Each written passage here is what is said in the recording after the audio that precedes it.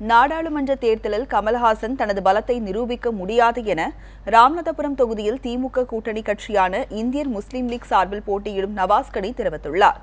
அவருடன் நமது செய்தியாளர் பாலாஜி நடத்திய கலந்துரையாடலை காணலாம். ராமநாதபுரம் நாடாளுமன்ற தொகுதியில் திமுகவின் கூட்டணி கட்சி சார்பில் இந்தியன் முஸ்லீம் லீக் சார்பில் போட்டியிடக்கூடிய திரு நவாஸ் கனி நம்மிடம் இருக்கிறார். அவரிடம் சில கேள்வியை முன்வைக்கலாம்.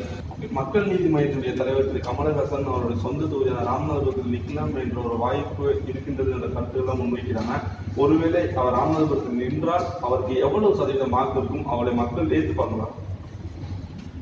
அவர் ராமநாதபுரத்தை சேர்ந்தவர், அவருக்கு சொந்த ஒரு பரம்பொடி, அவர் இந்த மண்ணை சேர்ந்தவர் என்பது உண்மை.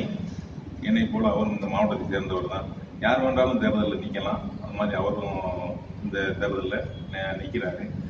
அவருக்கு எவ்வளோ சதவீதம் வாக்குகள் வருங்கிறதெல்லாம் மக்கள் தான் தீர்மானிப்பாங்க, நம்ம சொல்ல முடியாது. அதே நேரத்தில் அவர் புதுசாக ஒரு கட்சி ஆரம்பித்து அவருக்கு என்ன பலம், அவரோட செல்வாக்கு என்ன அப்படிங்கிறத தெரிஞ்சுக்கிறதுக்கு இந்த தேர்தல் சரியாக இருக்காது. பாராளுமன்ற தேர்தல், அவர் சட்டசபை தேர்தலில் அவர் நின்றால் கூட அவருக்கான ஒரு வாக்கு வங்கி என்னங்கிறத அவரால் பார்க்க முடியும்.